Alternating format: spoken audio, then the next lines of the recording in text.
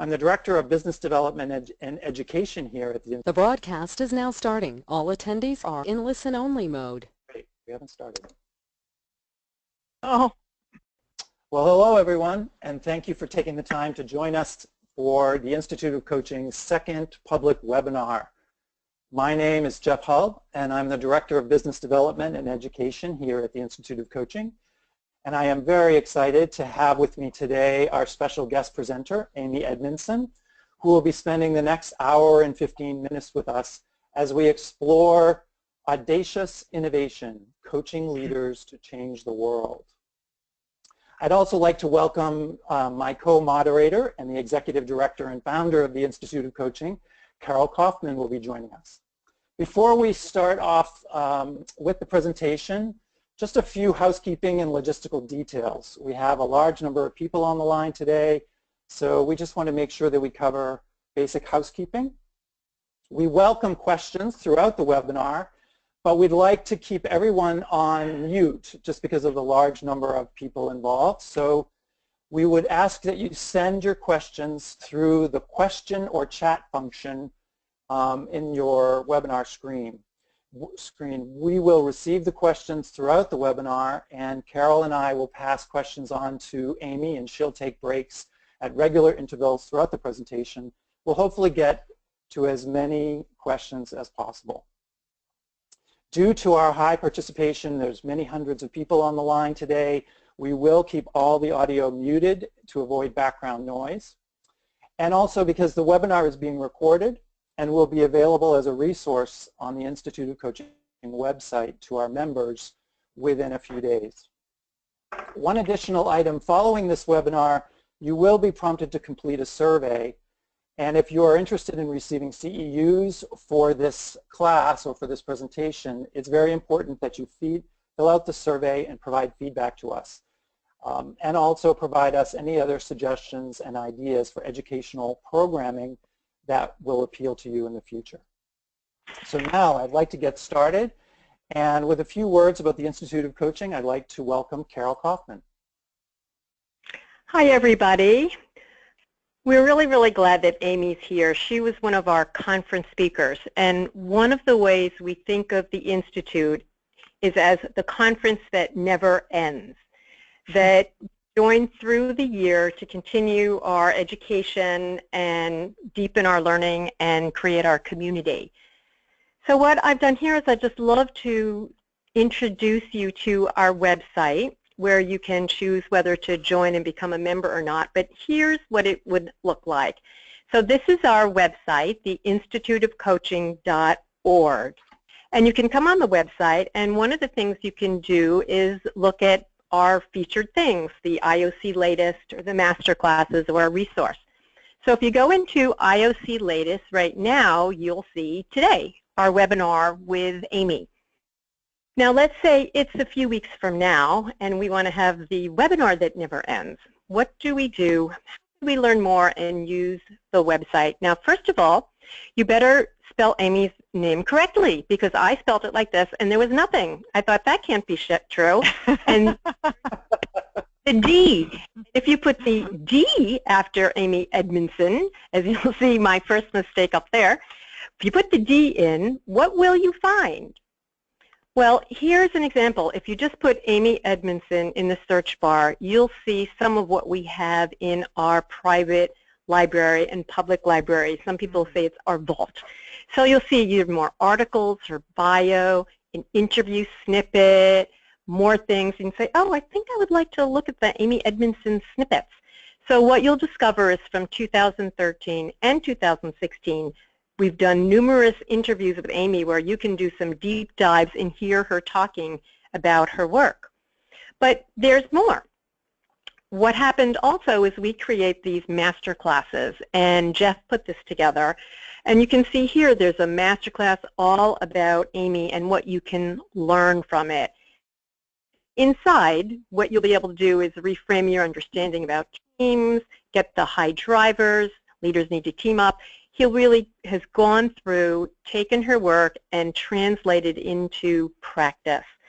So that's what you are able to get by joining us and working your way through the website And we're incredibly committed to offer the world high-end, evidence-based information and great thought leaders so that we can really help coaches coach better and help basically increase the world's understanding and appreciation of coaching.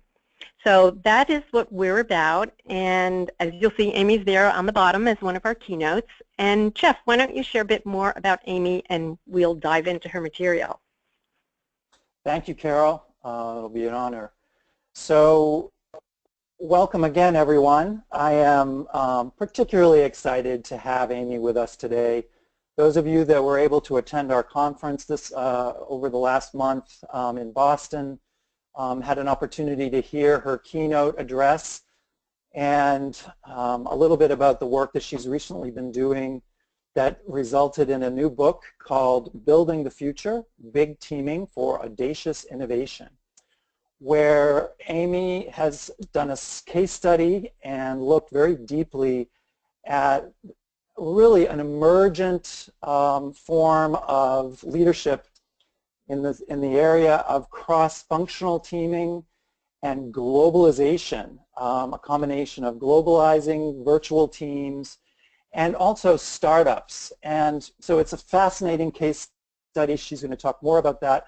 But what's really crucial in the work that Amy is doing for those of us who lead coaches is she's working at the leading edge of some of the strategies and challenges that leaders face today in building teams in multicultural, diverse, virtual, and in many cases sort of global situations. So I know for myself as a leadership coach, it's been really exciting to not only read her work, but to hear about her studies and some of the new principles and themes that we can use in developing and supporting the leaders that are facing challenges in today's world.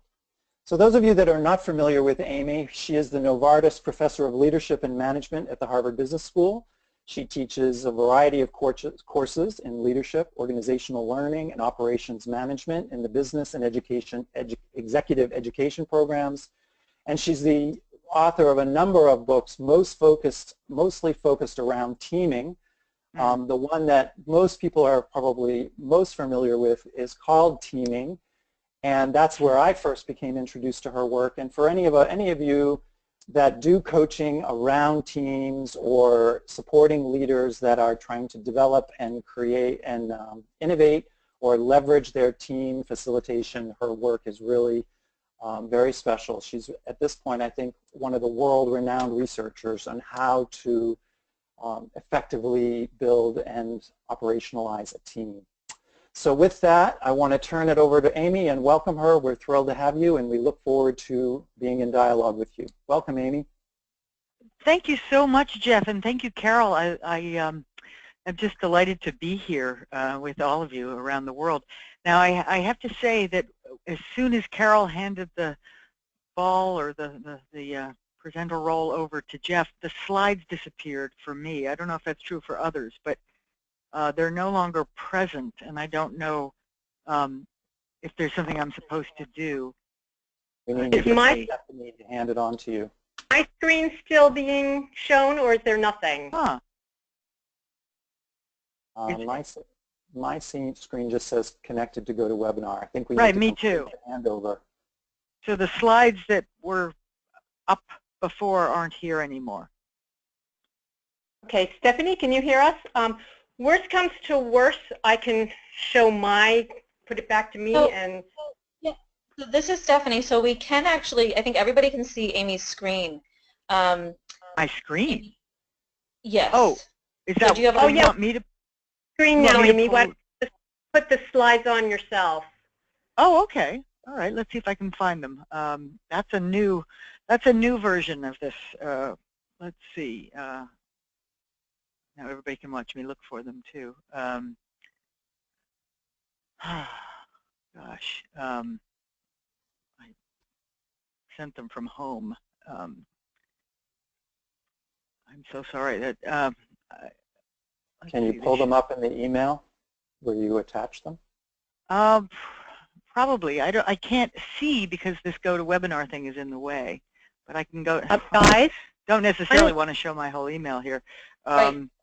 Carol, can I shift it back to you for a moment with the slides that you had open? Yes, you can. Okay, great. And then we'll just give Amy a few minutes to find her slides. Okay, great. Okay. Here, now I can see now I'm able to see my, Okay, great. Yeah, we're very high tech here, trying to switch between two different folks and two different slides. Yeah. Okay. We'll master this eventually. And then it's going to be. We still see you, Amy. This is great. I mean, you can still see me. Is that what you're saying? No, that slide up there is me. Worst comes to worst, Amy. No, I got it. I got it. And so I'll put it on. Great. Okay. All right, I'm going to pass it back to you, Amy. Here we go. Okay, perfect. Yep. And now I just use my arrow, I suppose. Okay. Show my screen. All right. Yes. Show my screen. Oops. All right. I guess I have to go back big again. There it is. All right. Perfect. Wait. Now do you all see this GoToWebinar control panel also? No, we can only see your slides. Okay. All right. All we see now is call for cross industry. Right. You see Pullman's quote there. Pullman's quote. Okay. All right. So welcome again. Delighted to be here in this. I really appreciate the introduction and the reminder that the emphasis in my work over the last decades has been on teaming, or more dynamic, shifting teamwork or forms of collaboration, initially within organizations. But what I've been noticing over the last few years is more and more of the teamwork that's happening out there is between organizations as well. So I sometimes think of this as a kind of extreme form of teaming across boundaries of all kinds. And I absolutely think doing it well calls for great leadership, great coaching, great support of all kinds, because the challenges are very, very human. I came across this quote recently by Paul Pullman, the CEO of Unilever, who has been quite outspoken on the issue of sustainability in the environment and the role of businesses and other organizations in helping solve these challenges. And I think it's a very apt quote. The issues we face are so big, so challenging, that we, by that he meant Unilever, cannot do it alone. So there's a certain humility there, a recognition that we need to invite other people in. Any large issue, any global issue, food scarcity, water scarcity, it's very clear that there's no institution, government, or company that can provide the solution alone. I couldn't agree more. So just to back up, why is it that I've been and others have been looking so much at these new, more dynamic forms of teaming? And this on the right is the cover of my 2012 book on this topic. And I want to just suggest three sort of large trends that I'm sure all of you out there are aware of. The first one being the ongoing, knowledge explosion. And there's so much knowledge today that, clearly no one, but not even any field can know everything. This gives rise to greater and greater specialization, right? Something that used to be a discipline becomes multiple disciplines with their own very deep expertise. We see that in healthcare, we see that in business and science and many other domains. And so at the same time, we also see a growth in what many people call wicked problems, problems that are by their nature inherently multidisciplinary, and goals or challenges that can't be addressed by individual expertise on its own, ergo requires teaming, sort of flexible collaboration that unfolds in different ways over time. So we know, in a sense, that there's potential. And alas, there's often this gap between the potential, the promise of integration is the potential, and then, of course, the reality of integration, which I'm going to talk more about, is where it often falls short. And I think then that's where coaching comes in. So Thierry Martins, who's a wonderful man, an executive formerly at Cisco and then now at a company that I studied for the last 6 years or so called Living PlanIT, which I'll tell you more about shortly. He says, more and more with these complex issues, it'll be about an ecosystem. So bringing people and competencies together from different industries and these kinds of partnerships. And so we're going to need to do this well. We're going to need people who can bridge some of the competencies. And really, truly, I think that's where many of you come in.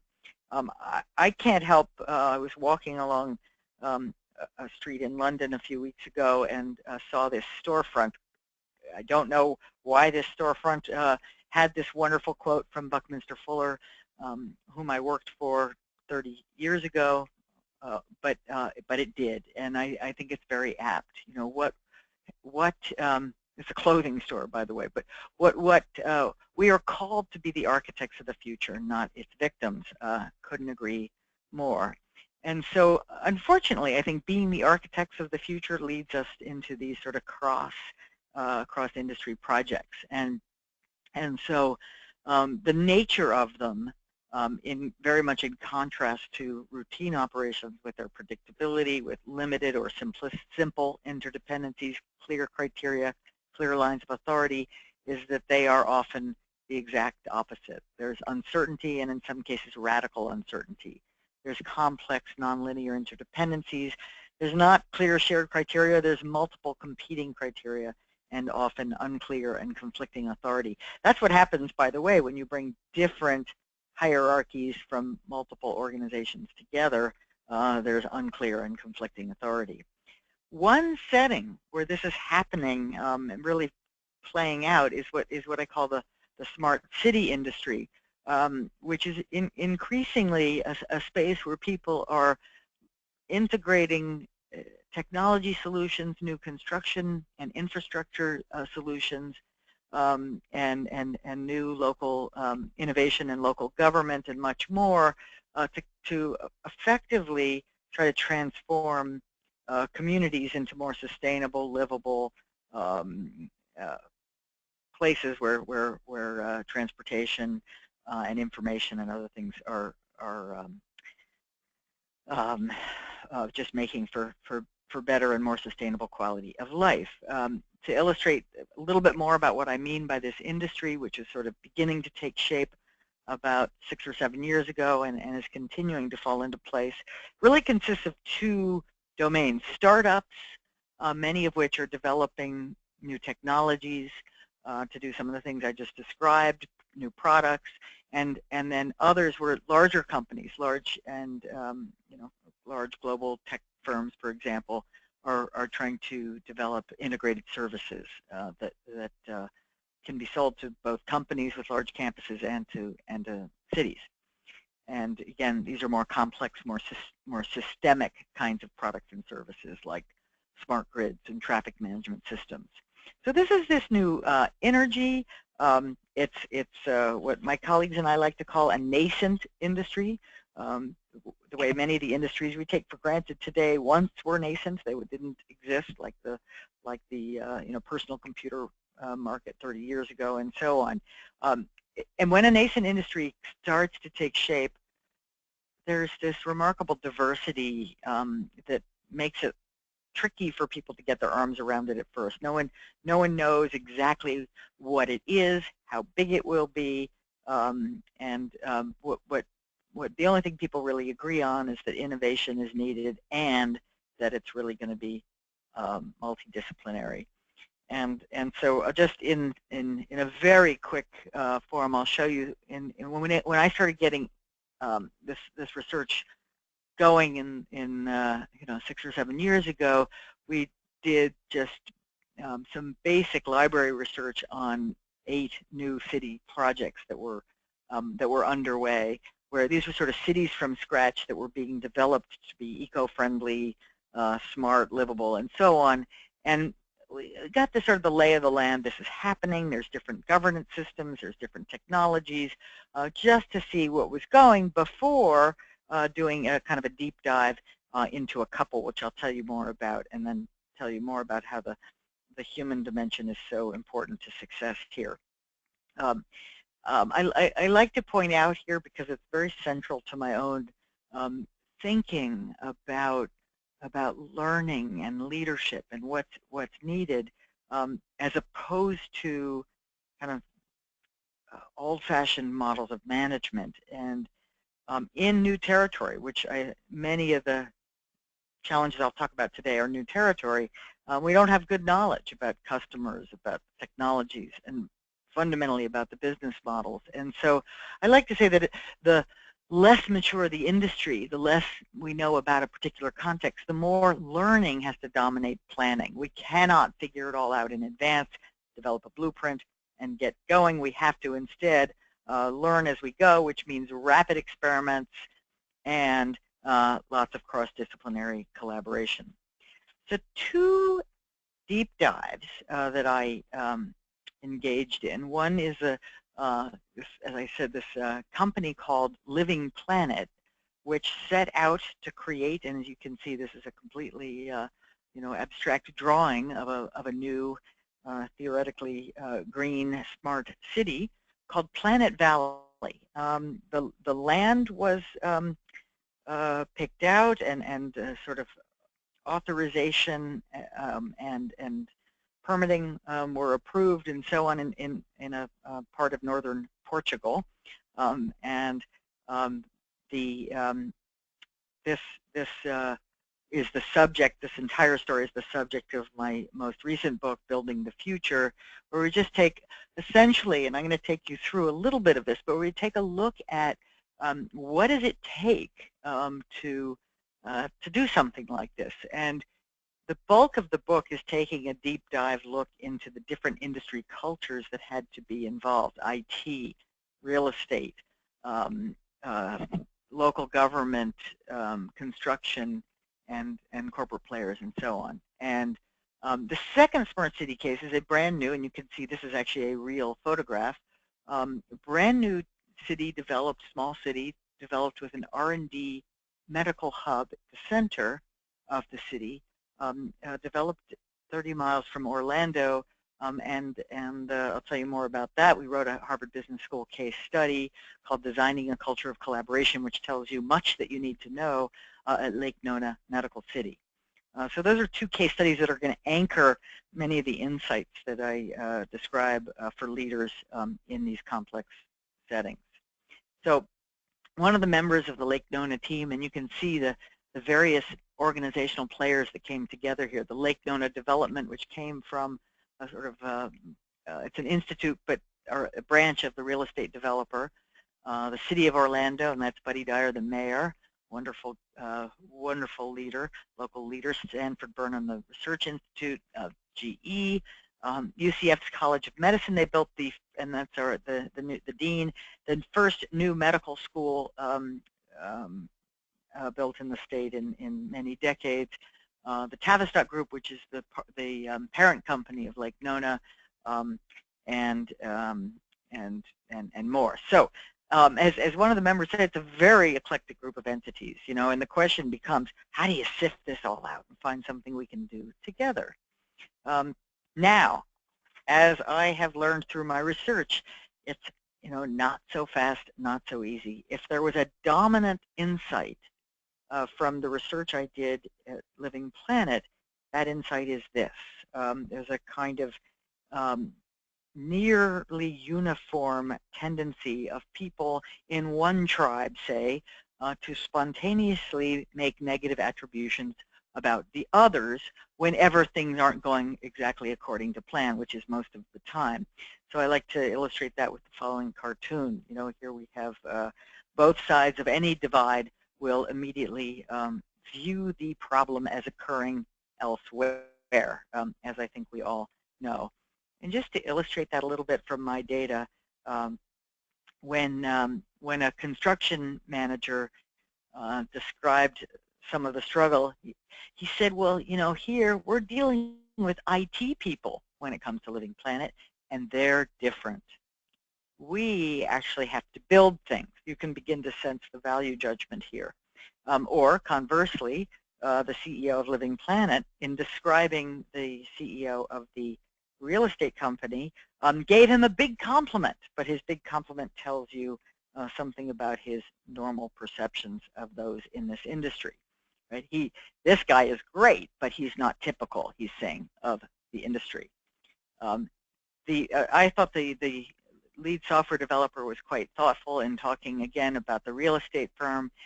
You know, they don't necessarily tell us everything, and even when they do, we don't fully understand it. We don't speak the same language, and maybe they tell us things and we don't understand it. So very thoughtful about this. So that's part of the challenge. Here's another one. You know, with the greatest respect to these guys, we're dealing with IT people, a very different world. You only have to read the Facebook effect to realize how different a world it is. All they have to do is make their idea marketable, rent some space, and so on. That's not what we do. Now, when in going through all of these interviews in great depth, ultimately what emerges is that there are multiple dimensions of difference, some of which are more obvious, some of which are more subtle. I think values can be quite subtle. Norms can be quite subtle.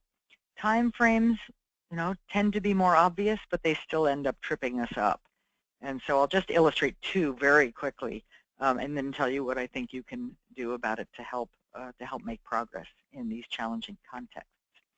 So the first one I wanted to illustrate is just the time frames, which, as I said, are obvious in a way, and yet still quite problematic. So here's an IT guy talking about, you know, where 18 months can be the difference between a brand new product and its obsolescence. That is obviously quite the opposite in local government, in real estate, in construction, and so forth, where we might be even capable of thinking in 10, 20, 30-year time frames. So John Stenlake describes it, these industries being very conservative. I mean, he sees this as a conservatism rather than as a nature of the reality of the tasks or the technology. And he says, well, I came from automotive, by which he means automotive software, where long is 6 months. But, you know, it's taken us almost 2 years just to get this other project going. And that was quite common to have comments like this. But norms are even more fascinating to me. Right? So here's the very thoughtful president of McLaren Electronic Systems saying they, by which he means the software guys at Living PlanIT, they drive me nuts, he says. Their timekeeping is atrocious. The only thing they're quick to do is make a promise. They're very slow to deliver. And again, Peter is a very thoughtful person because he recognizes, you know, in a sense, he's able to step back and have perspective on his own thinking. And he recognizes that he finds their behavior frustrating and, in his words, uncourteous, even though in some ways he also understands it's unfair. They don't mean to be rude. It's just in their world, this is how you behave. In my world, we wouldn't behave this way. So it does take some thoughtfulness and maturity to overcome it. So here, in a nutshell, are the two kinds of challenges I have observed in these projects, both the successful and the unsuccessful, the difference being that the more successful ones figure out how to overcome it. The first one is, of course, technical differences. We come to the project with very different areas of expertise, very different skills, very different knowledge, and norms and values that we often take for granted. That's the challenging part. And of course, knowledge is localized, embedded in language and interpretation, and tricky in that sense. But the other big area of challenge is, of course, the psychological, the relationships, the emotions, which I just began to illustrate. But in general, social psychologists have shown us, and you all have expertise in this area, that we have this unfortunate tendency to perceive people from other groups as less trustworthy than those from our own group. And this can lead people to be hesitant to speak up, often because they're just reluctant to be seen as not knowing something, and other times because they fear that what they say will sound negative, so they end up not saying it. They don't want to be seen as negative. And as a result, we can really get stuck. More often than not, I would argue, in cross-industry teaming or any kind of really innovative, ambitious, audacious project, if you will, these kinds of barriers lead to less success than the potential would have predicted. And so I have described really 4 leadership levers in this recent article last June in Harvard Business Review on wicked problem solvers, but it's really on cross-industry teaming, and I've put them in this chart in a kind of funny organization, because we're going to start in the upper right hand. And what I'm trying to do here is first organize them to show you that each of these leadership levers is meant to address a different quadrant here. So there's 2 that are fundamentally about psychological barriers, and 2 that are fundamentally about overcoming technical barriers. There's 2 that are fundamentally about getting people engaged and motivated, and there's 2 that are fundamentally about removing the barriers that get in the way of progress. And I've put them in this cyclical format here because I'm going to suggest that I'm going to describe them now one by one, and as I'll say at the end, we really are going to have to cycle through them in an ongoing way. It's not about getting them done and checking the box and moving on. So let me take a look. I'll take a look one by one. First, what do I mean by fostering an adaptable vision? In many people's minds, that's almost an anathema. Isn't vision meant to be unwavering, compelling, the North Star that keeps us excited and waking up in the morning and coming to work to conquer the challenges ahead? And I'm going to suggest yes, and in fact, in audacious innovation or extreme teaming contexts, the vision must, by design, be allowed to adapt and evolve as more is learned. We simply do not know enough at the outset. And it also, at the same time, is designed to allow for others' input, to allow for others from different industry or expertise domains to help shape it from their own perspective. So just to give an example of what that could look like, one member of the Lake Nona team said, we don't come to our partners, whether that be GE or Sanford Burnham or the University of Central Florida Medical School, with specifics about what we want from them. But rather, we try to paint a picture of what we're doing. So we're painting this picture, and then we hope that they can paint a picture that will allow our vision to adapt with that input. We're excited to learn from our partners. That's what it's all about for us. Thad Seymour, who is and was the project manager for this remarkable story, where, by the way, from 0 to 10 years, we go from open land to this rather remarkable development. Thad provided an overview, the GE member said, of what the mission was and the vision for Lake Nona. I took it from there. I was able to envision what GE's contribution could be. This was typical, this kind of perspective, this kind of belief that my input matters, my expertise, my tribe matters, was uniformly shared across all of the very diverse players in this story. So this leadership technique was really, I think, 2 important things to keep in mind.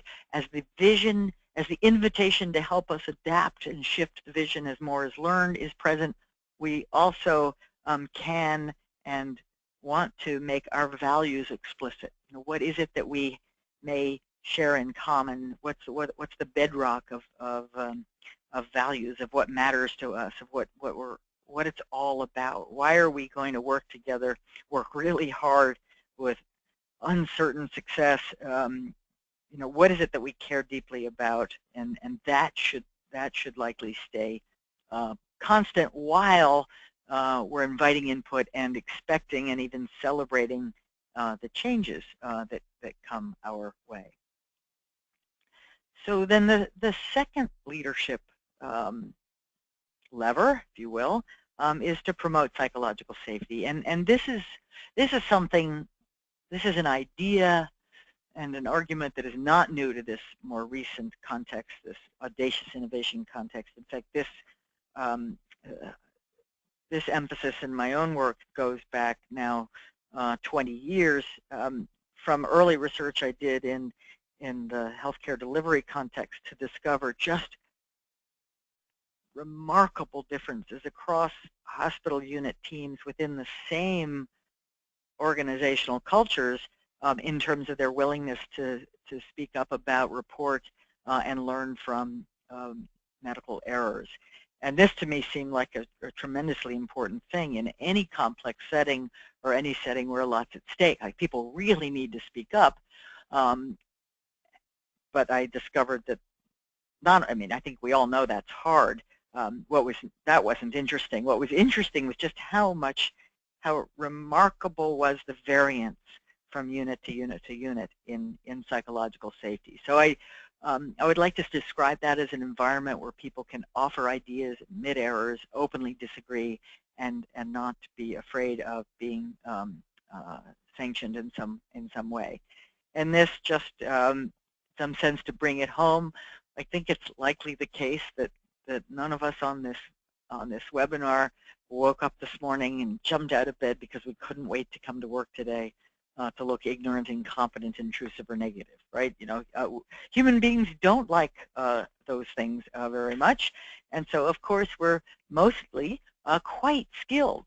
Chris Argyris, my wonderful mentor, used to call this skilled incompetence, right? We're very skilled in a sense at being incompetent learners because we're very skilled at giving precedence to impression management over learning, our own learning and the learning of those around us. So clearly it would be good to ask questions, to admit weakness, to offer ideas, to critique the status quo if we wanted to promote our own and others' learning, and yet that can fly in the face of keeping myself safe. So the solution, if you will, that I've tried to pursue and describe over many years is psychological safety. And what can leaders do? What can coaches do?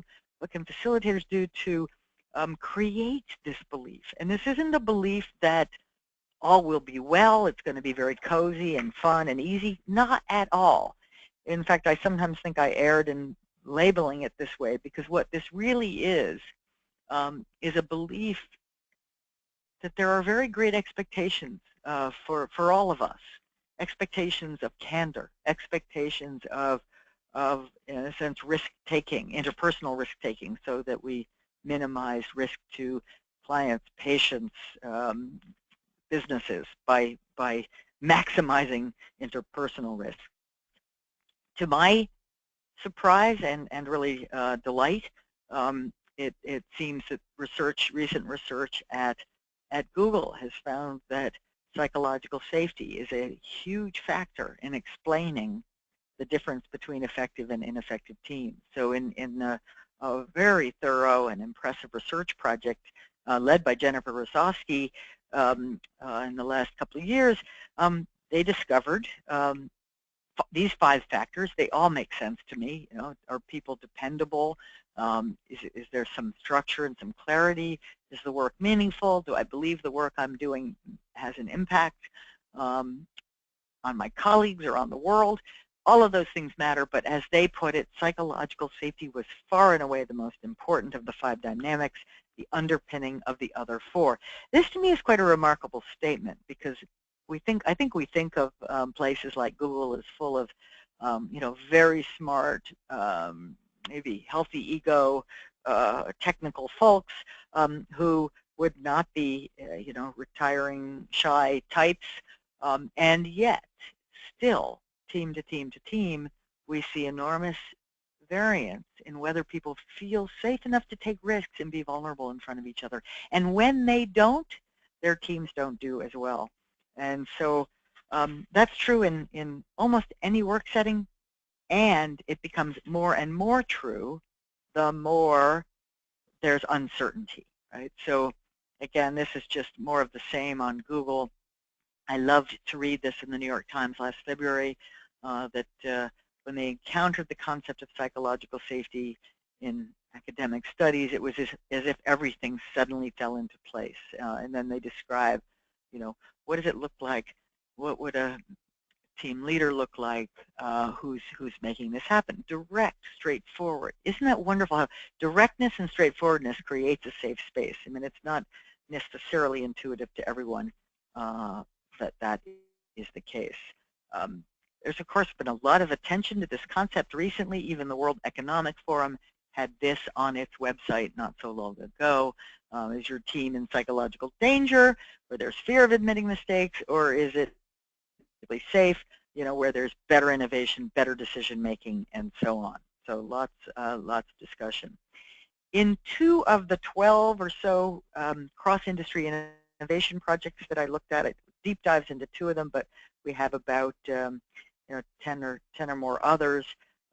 We found that psychological safety, again, was a key distinguisher. Like Nona, a lot of psychological safety.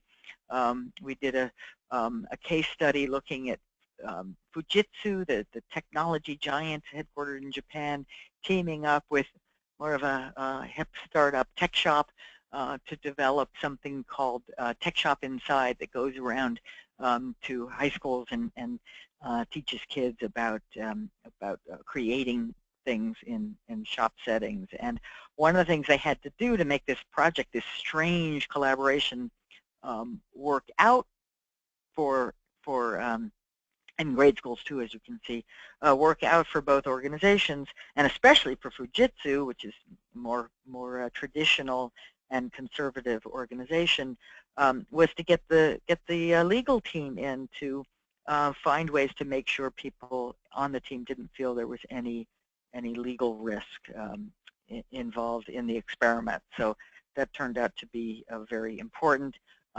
Similarly, in a project of the new Songdo, the brand new eco-city built from scratch near Seoul in Korea, a wonderful consulting group called Terrapin Bright Green, headquartered in New York, is their expertise is in bringing diverse people together in something called a charrette, which can be in this case, a week-long sort of seminar where all the players come together. It involves lots of brainstorming, lots of technical exchange, and lots of socializing to really build trusting relationships across these industry divides. So in this setting, I like to say that promoting psychological safety is about creating an environment, even in these complex projects, where people can feel psychologically safe. And to do that, 3 very important roles for leaders, team coaches, is to acknowledge. And when I say acknowledge, I mean again and again. It can't be overemphasized for people to sort of understand this is an experiment. Hence, we expect the very real likelihood that things will go wrong. That's okay. That's part of innovating in new territory. We've got to lower the legal risk. We've got to make sure that what we're doing over here in the laboratory is safe from a legal point of view, and enable social bonding so that we can build trusting relationships. The third, well, I'm about to go on to the third thing, but maybe I don't know if I should pause at all and get any I think this would be it would be a great moment, because we have a bunch of questions coming in. Oh, good. I was hoping, please intervene at any time. Okay. I mean, it's just, I think a lot of us as coaches are interested in this theme of psychological safety and would love your insights. What kinds of things would you recommend a coach engage in with leadership clients who perhaps are not creating an environment of safety, or they want to be able to do it, but they're not quite sure what to do? You know, what would you consult with them around, or how would you recommend the coaches? Well, you know, to me, the two really crucial things here. There's both in some senses, a rational case for psychological safety and an emotional case for psychological safety.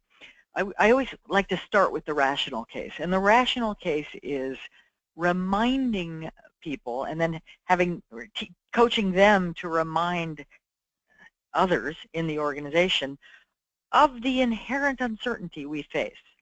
Really, the two big dimensions to me are uncertainty and interdependence. If the work we do involves some uncertainty and or involves some, complex interdependencies, then there is absolutely no way to script it all out in advance. Right? In other words, there's absolutely no way that it can be done perfectly. Just, all it really takes is kind of motivation and effort, and then we're going to do it perfectly, which is sort of the old model. So I've got to remind people that given the nature of the uncertainty that the work has, we got to expect things going wrong. We got to expect, small failures on the way to learning what works for succeeding.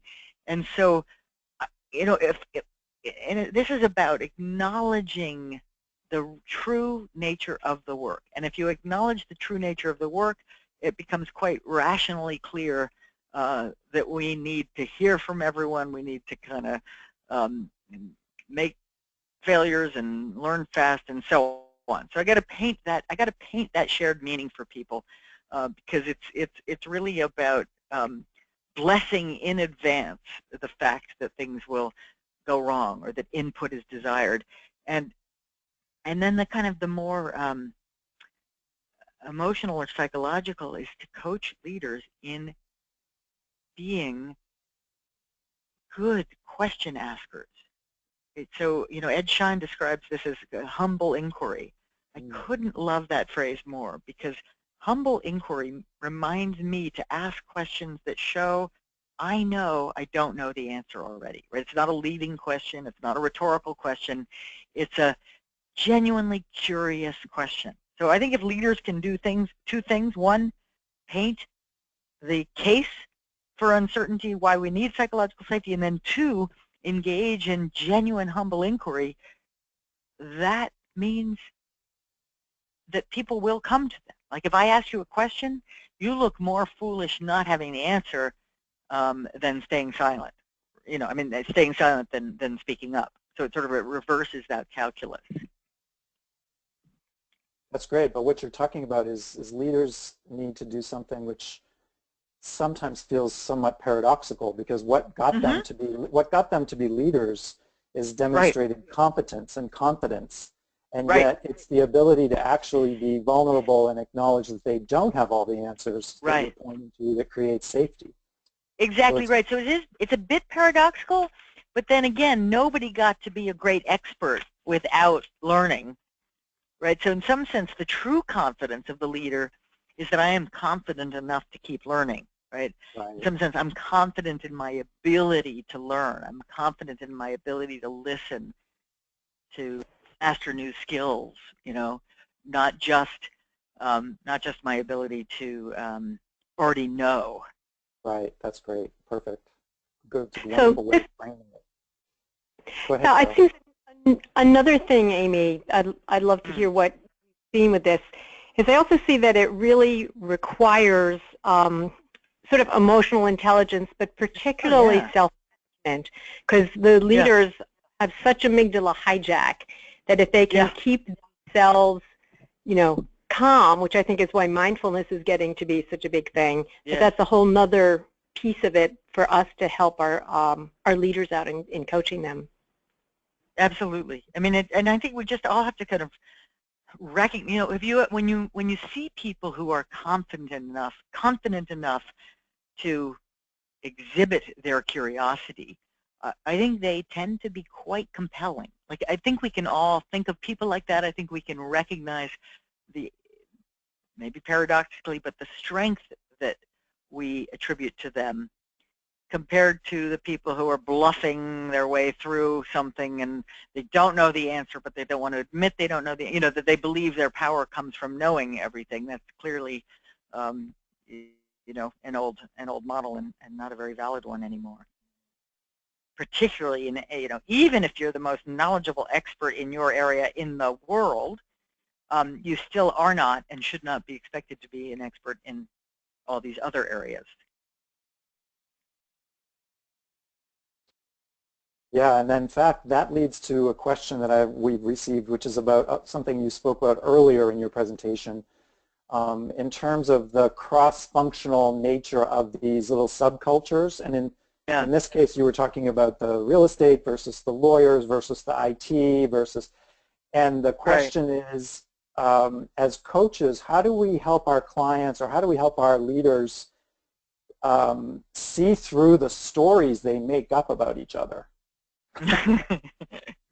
Because in a way, that's what you're doing, right? You're stereotyping the lawyers and the real estates and the ITs. Right. So how do you help someone break through those bounds?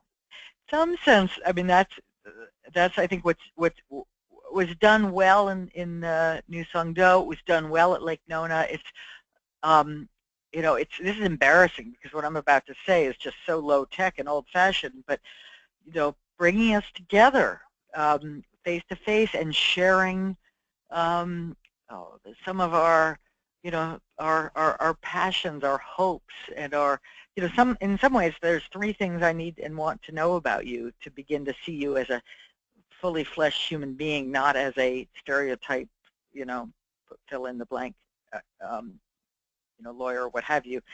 I'd love to know what are your hopes and aspirations, you know, and then I'd love to know just a little bit about what you see yourself as bringing to this joint enterprise. I think it's going to be an incomplete set because we don't know enough about the joint enterprise yet, but what do you hope you can bring? Well, my legal skills might help us navigate this new territory, whatever.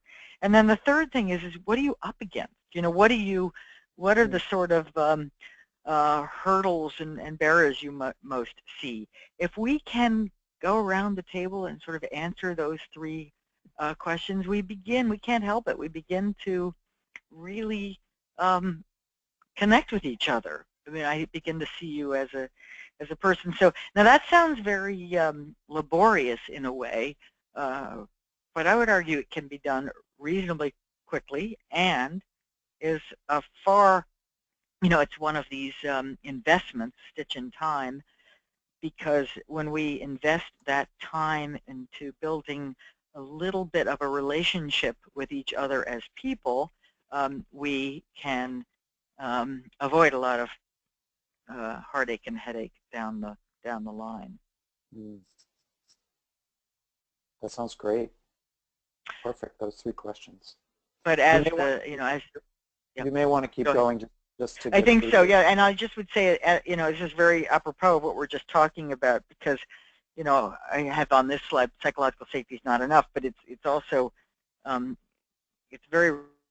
What I'm about to show you is very related to what we were just talking about. Many of you may have seen this before. This cartoon is presumably a hiring meeting of some kind, an interview, and it mocks the human tendency to prefer people who are like us. So, and that goes exactly to your question, Jeff, about, you know, but wait a minute, if you come from a different tribe in some way, whether it's profession or nationality or demographic group, I don't have exactly the same spontaneous affection for you, so I need to kind of learn more about you. But Abraham Lincoln had a great quote that many of you may be familiar with, which is, and you'll think the first part of it is kind of odd, but it's, I don't like that man very much. I must get to know him better. And if you think about it, I think it's, with some exceptions, there is a remarkable truth to that statement, that if I don't like you yet, I may just not know you very well. I don't see where you're coming from. I don't understand that you have hopes and dreams and families and so forth, just like I do. So learning from others isn't easy. Again, another cartoon. I love this, right? Because to me, this is the classic challenge of innovation. We're all so busy. We're all so very busy nowadays, and we're so busy sort of climbing uphill both ways with in some cases inadequate or obsolete practices and processes that when a well-meaning outsider comes along with a better idea, we're quick to reject it. So we got to get over ourselves. This and so here's another you could almost substitute in the word coach here for project manager. A project manager at Living PlanIT for actually one of the Dutch city lighting projects described it as, the project manager has to speak many languages. Geeks have one way of talking, city planners have another, civil engineers, oh, they're slow. IT, we think anything's possible. There's so many animals around the table, she says, and they have different business models, different materials, different management. And so my job is, to kind of close these gaps. And of course, I'm making an obvious point here, but the gulfs between people, which are always large, between functions, are even bigger when we're coming from different companies or different sectors. And so that means our third practice is really, really important. It essentially means that knowledge sharing won't happen all by itself. It needs help. It needs help from coaches, from leaders, and it needs help from the design of forums that can facilitate this occurrence. It doesn't happen automatically. And so back to Lake Nona, the folks on the Lake Nona Institute team were very thoughtful about this. They understood this needed to be curated. We encourage our other developers that are involved. No one developer is going to do this by themselves. To look at their competitors as partners. So that's a reframing. Partners they can learn from, because they all face the same difficulties and constraints. This isn't how developers work, he says, but it really is how they should be working, and maybe even particularly not so necessary for routine work, but for audacious innovation, it's required. And it was working. It seemed to have been working. So an urban planner who actually was employed by the city of Orlando, he's part of the local government, the mayor's office, has this wonderful quote from an interview. He says, "We rub off each other. I was trained as a geographer. I've been in city planning my whole career. And each of us brings our value sets, our training. But I've learned an incredible amount, and I hope the guys on our team," by which he means the other people, have learned something from me. And we've developed a hybrid language. I see myself now using terms I didn't know 2, 3, 4 years ago. And I hear them talking about things that I hold dear. And in a sense, what that means is we've built our own vocabulary. Very similarly, and I would call this hope on the horizon, at Living PlanIT, toward the end of our longitudinal study, Andrew Comer, who's a very thoughtful principal at Burrow-Happold, the global engineering firm, says, I think we've evolved. I think we've evolved to talk in the same language. We're learning to speak like designers and architects and landscape architects. We're beginning to better understand the urban environment and what makes a good one and what doesn't. So there is this ability to kind of curate knowledge sharing. Again, very helpful to emphasize what you hold dear, because at a deeper level, at a superficial level, we have very different initial value sets, but at a deeper level, there's a great deal of commonality. I think there's not, it's not always realistic, but to allow some face-to-face interaction can be well worth the effort. And over time, by doing this, we create shared language where there's some overlap, some words in common, some new techniques and terminology in common, in addition to our unique expertise language. And that leads me to the fourth practice, which I call foster execution as learning. And because a kind of, blueprint approach or a management approach 101 that works well when tasks are well understood in advance, it doesn't work in this setting. We need to instead have sort of a very thoughtful experimental approach and making progress in fits and starts in that way. So what I'm really talking about here, is mindset. Not, in a sense, everything on this slide, as I fill it out, is well understood by most modern, managers and consultants, and yet the taken for granted beliefs that constitute mindset can often get in the way. So the classic management mindset, I call it execution as efficiency, where the guys on the top have the answers, you put in the process, change is hard, feedback is from boss to subordinate, period. Judgment's discouraged, and fear of the boss is what makes the world go round. And in some contexts, that makes sense and is about getting near-term results. But the management I want to talk, the mindset I want to talk about here is one that I like to call execution as learning. We got to execute, right? We have to make progress, and we can't have a blueprint approach. We have to sort of set off in a direction. We have to try something out, but we know it's an experiment. Change is way of life. Feedback dialogue is two ways at all times, and judgment's essential. And fear, the point back to psychological safety, fear is a crippler. Fear makes it hard to experiment thoughtfully, it's hard to analyze carefully, and hard to solve complex new problems. So the mindset is really about recognizing that our true aspiration is to create value over the long term, not today, through innovating together and through doing things that absolutely necessarily involve risk taking.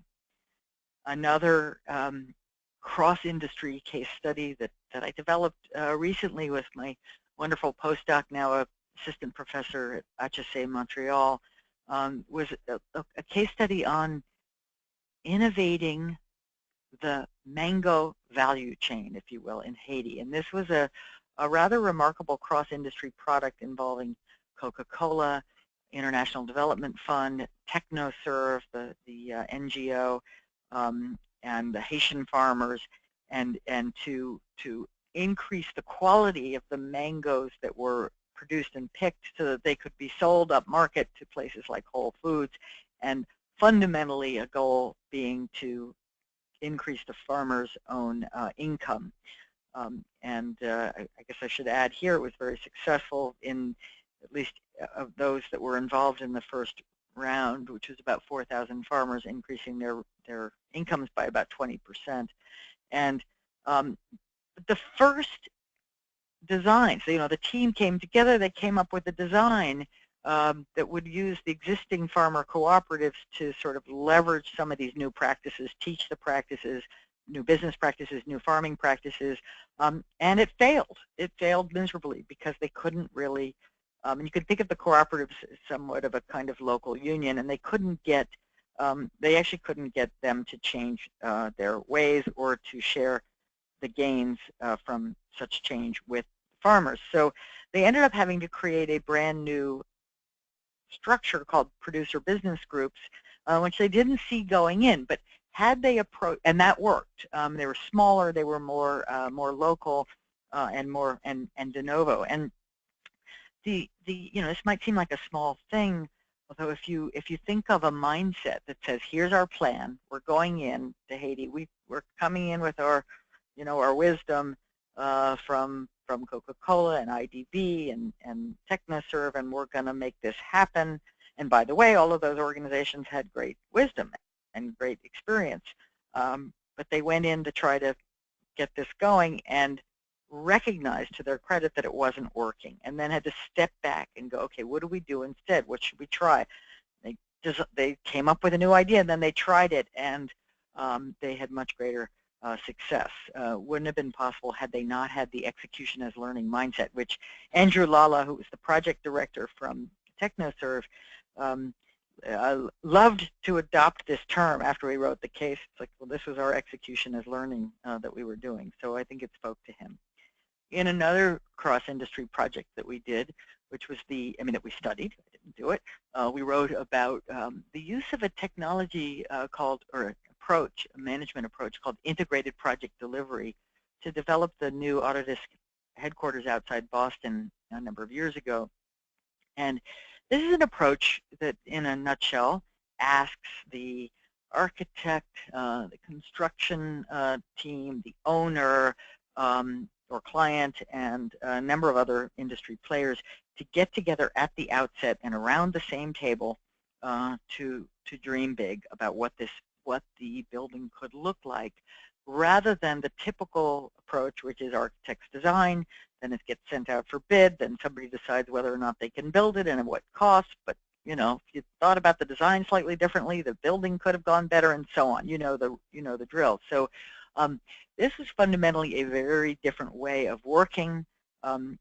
It was interesting because Autodesk made as a condition to bid for this work that you had to come as a whole team, and so a lot of people didn't want to bid for it because that's not the way they normally work. But those who did, and then the winners, really had a remarkably successful experience. There was a point, so more execution is learning. They set out, they had this lovely design, they were happy working together, they got it kind of part way in place, and the team started to have some concerns. They started to have some anxiety that the way it was the way the building was actually unfolding seemed to be a little bit bland, or as the team put it, it lacked a spark. And so they quickly came back together as a team and said, you know, what do we think? What can we do? Can we try something different? Which they came up with this rather dramatic atrium that is shown here. And they weren't sure at first whether it was going to be worth the extra cost and a little bit of extra time. And so they built a kind of three-dimensional virtual reality using, of course, Autodesk's own technology, and were able to get quite a good experience, an experiential feel for what it might feel like. And then, having done that, it became almost obvious to everybody that it was worth the extra cost because it was going to be so much better. And so the head of the project said, you know, there's really three types of projects. There's avoidable, where if we'd really been doing our homework, we should, types of changes, I'm sorry, we would have not had this here. We should, you know, shame on us. And then there's unforeseeable, you know, maybe supply chain disruptions or weather challenges that we couldn't have seen coming. We have to just deal with them. And then there's this interesting third category, which are arguable, right? We could disagree on whether or not this change makes sense. And what the team learned to do, and what I would argue is part of this mindset, is to welcome arguable changes. So execution as learning is a mindset that says our job together is to test and learn, to embrace small action. You know, we've got to try it out as best we can in the smallest possible scale from which we can actually learn something, and we have to learn to welcome arguable changes. You know, we don't have to welcome avoidable ones. We don't have to welcome, even though we do have to deal with the unanticipatable ones, but we sure have to learn to welcome and really discuss the arguable changes. So that brings us back to the 4 practices, and as I said, I want to really emphasize here, it's a kind of dynamically unfolding. I think coaches and team leaders, project leaders involved in these kinds of challenging, cross-industry, audacious innovation projects are going to be doing these 4 things all the time. You know, fostering and celebrating the adaptable vision, creating and recreating psychological safety, facilitating and refacilitating knowledge sharing across boundaries, and then encouraging this kind of collaborative iteration approach that I like to call execution as learning. And so that, you know, in the book, in the Building the Future book, I have the following model, which is, you know, what does it take? What does it take to do audacious innovation that the kind that produces really new to the world outcomes? And I think it does, I like to call it big vision, right? It's bold, it's meaningful, and paradoxically, it's adaptable. Can't do that. We can't pursue a big vision without big teaming. And by big teaming, I mean cross-sector relationships that are not the usual kinds of cross-functional teams that we know and love, but coming together to adapt and realize an audacious vision, to build meaningful relationships across these boundaries, and then to kind of engage in an iterative learning process whereby we keep learning together. And that leads us then to at least the possibility of audacious innovation. So I'm going to stop here with the final slide that says if you want to learn more, at least about this particular project and some of our are thinking about this this phenomenon, this challenge, please go to Building the Future. Wonderful. Thank you, Amy. And before we leave you, we have a few minutes, and Carol may have a final question, but I'm dying to ask you, because I read the book, and I think a number of people are thinking to themselves, so how would you coach the ego of these visionaries? Amen. This iterative visioning sounds great in theory, but even in your book, you've got a big ego. Yeah. How do you know, coach? tough love, right? I think the coach, maybe this alliteration will be appealing and familiar, but the coach has to be courageous, and there's way too much tendency as human beings to shy away from holding up the mirror. So I think the real job of the coach is to keep asking, the strong, and you're going to expect and find strong egos in this domain. I mean, it's Steve Lewis has a strong ego, Tad Seymour has a strong ego, but you have to keep asking, do you care more about the possibility of accomplishing something really new and innovative, or more about being right? And that's, in some ways, that's sort of the $64,000 question, if you will.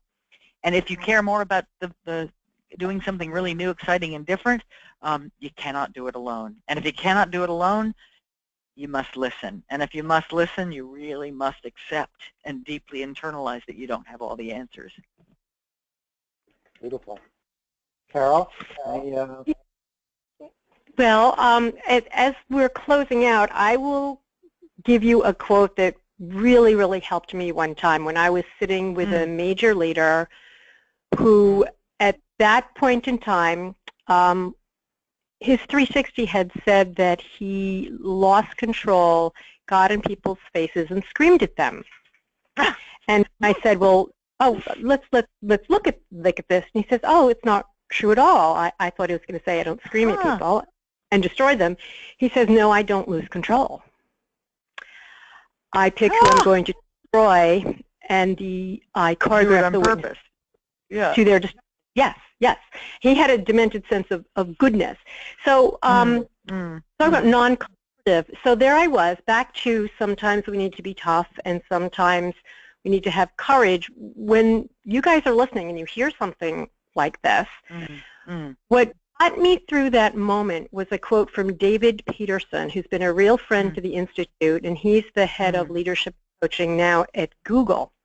What he said to me is, if you're sitting with a client and you know what you want to say and you're reasonably certain it's going to get you fired, if you don't say it, you are not doing your job. Right. So I looked at my leader and asked, are you comfortable being evil? Is this really okay? Did you get fired? No, actually. No one had ever talked to him. He hadn't thought about it. He actually tried to send people my way. And also, his response to my coaching was going to determine whether our entire gig happened or not. So for those of us here, we have to be able to transcend our egos, and we have to be willing to relinquish a bit of our sense of safety in order to lean in and do this. And so my answer is David Peterson. Right. We're not doing I think absolutely. You've got to be willing to get fired. You've got to be willing to engage in sort of radical candor, because it's otherwise I think you just aren't. You have to be willing to not be very helpful. Yeah. Now they won't all love it, but it's okay. Enough will. And the key is, back to psychological safety, I had enough of a relationship with this person. The environment we created was safe enough so I could say something like this, and he knew it wasn't an attack. So again, loops back too, if we keep creating psychological safety with the people that we're working with, it allows us to be more courageous and help them listen. You get to the point where they will Absolutely. expect it. They will expect you to be candid. Right. Yeah. Right. Well said. That was my most extreme also- example, by the way. That's, Yeah, I also I don't think you always have the opportunity to share what the impact, what you see as the possible impact of that behavior, right? It's not, you don't even have to attribute bad intentions or even evilness to, but you have a unique perspective on what the impact is likely to be on others simply because you are another. So I can say, fine, there's nothing wrong or bad or good, but here's the likely impact that's going to have. Are you comfortable with that impact? And the chances are no. I'm not comfortable with that impact. In fact, you hire people because you want them to be useful, not because you want them to, agree with everything you say. Right. And in that case, we got to, if are people afraid of you, and then does that serve your mission, does that serve your company? Because he was mission-driven, decided certain people were bad, and then felt very comfortable destroying them. And he was to shift and become a safer, he stopped doing that behavior, by the way. Right. But Wonderful. Amy, this has been wonderful because, there's so many ways that we as coaches can really have an impact in whether it's sort of these huge cross-functional, cross-geography teams. And quite frankly, this stuff is just as important and useful if you are coaching someone who's the head of the PTA and the different silos. So this really scales up. But for people who are thinking, well, this is really great, how do I use this in sort of smaller scale coaching or in personal coaching? I think all of these things really work. And I think you've also given us a complete workshop around those 3 questions, your hopes and aspirations, what do you see as this enterprise, what are you up against, what are the hurdles? I'm going to tell you, I'm going to use that next week. And thank you for creating an absolutely beautiful workshop opening with people. I could see that being used at any team, and especially with these people who have no idea who the other one is. Yeah. So, am I right, Jeff, that we are out of time now? We do need to wrap to be respectful of folks' time. We want to thank you. It was really wonderful to have you with us, and I'm sure everyone that didn't get your question answered, feel free to write to one of us at the Institute. We'll be happy to pass on questions to Amy. Amy, do you want to give out a contact if folks are interested? I'm easy to find. I'm easy to find, so please do. And any questions, info@instituteofcoaching.org will get you to one place where whatever it is you want can be triaged out to the right person. That's right. We all respond. Thanks again, Amy. Wonderful. Thank you, Jeff and Carol. Thank you. And all right. Thanks a lot. Thanks. We'll see you next